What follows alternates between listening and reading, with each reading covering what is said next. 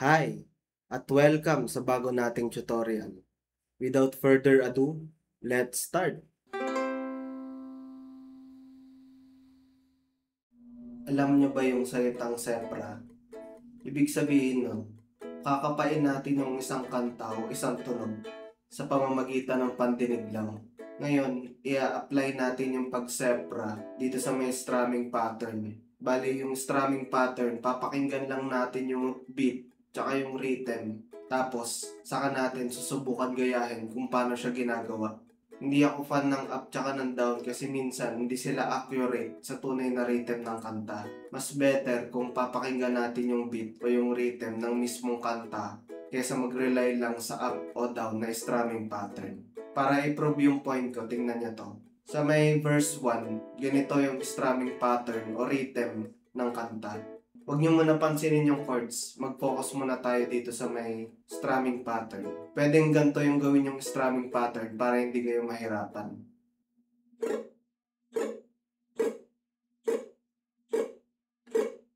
Verse 1.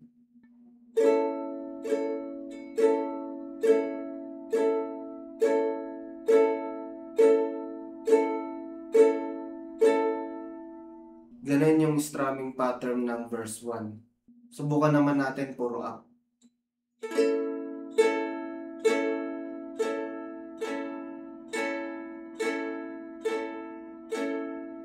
Di ba parehas lang naman sila ng tunog? Parehas lang sila ng tunog kasi parehas lang sila ng rhythm tsaka yung beat. Subukan naman natin yung chorus.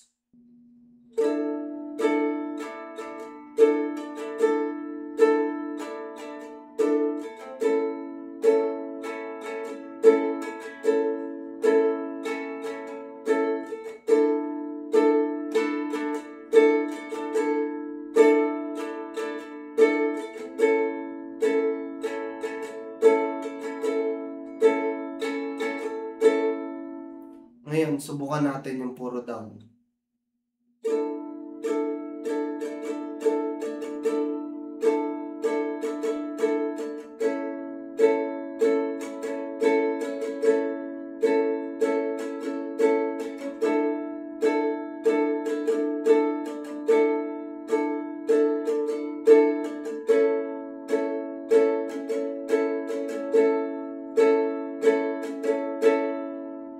Subukan naman natin puro up.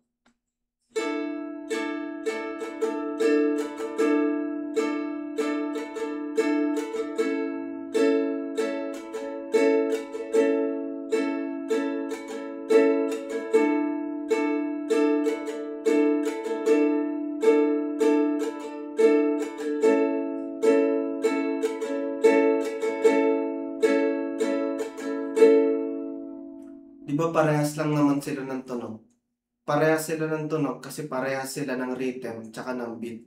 Kaya para sa akin, sa opinion ko, mas better kung saseprahin natin yung tunay na rhythm o yung beat ng kanta. Madali lang naman, di ba? Subukan nating mas mabagal. Ulitin natin yung verse 1, chorus, verse 2 at bridge. Verse 1.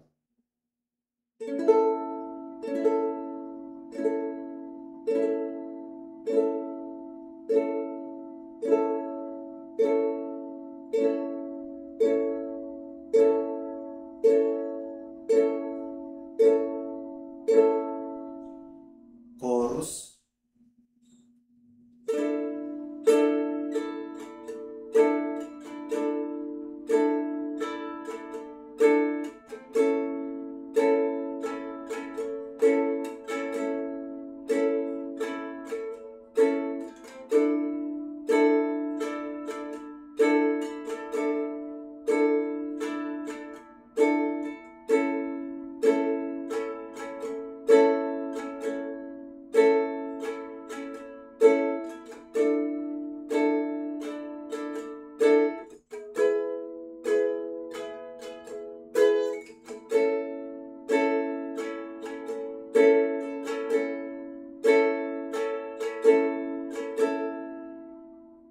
Yung chorus, verse 2, at yung mga susunod pang chorus, pare-parehas lang ng strumming pattern.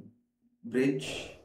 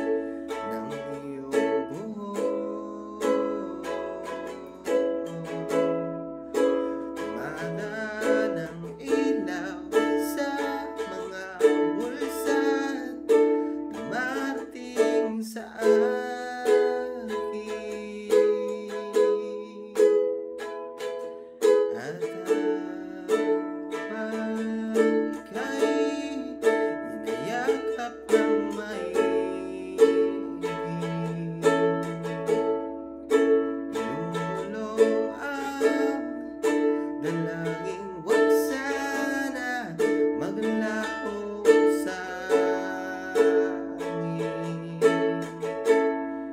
ang bawat piyesa na bumubuo sa'yo.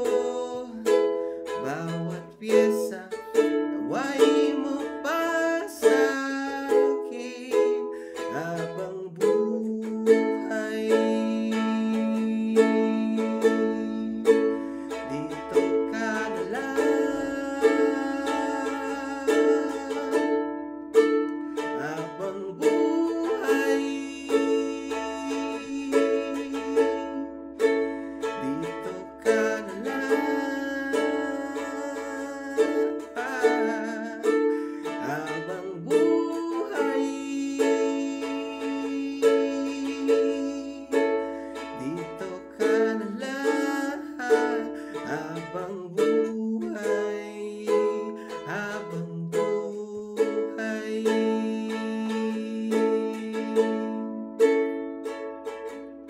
Huwag kang bibitaw, huwag kang mawawala. Aking dinadala ang baho at piyesa na ikaw. Anong gagawin kung wala ka?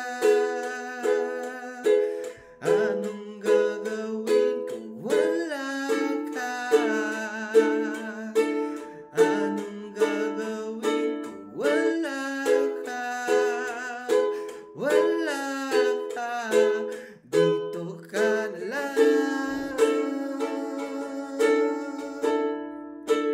habang buhay. Dito ka na lang habang buhay.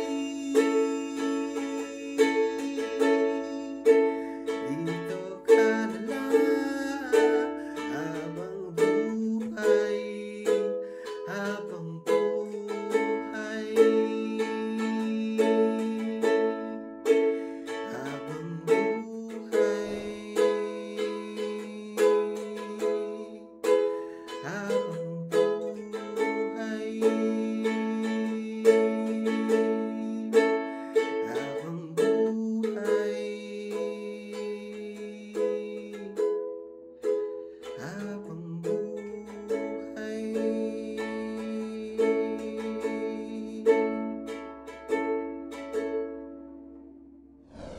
Salamat sa panonood. Kita tayo sa next tutorial. Okay.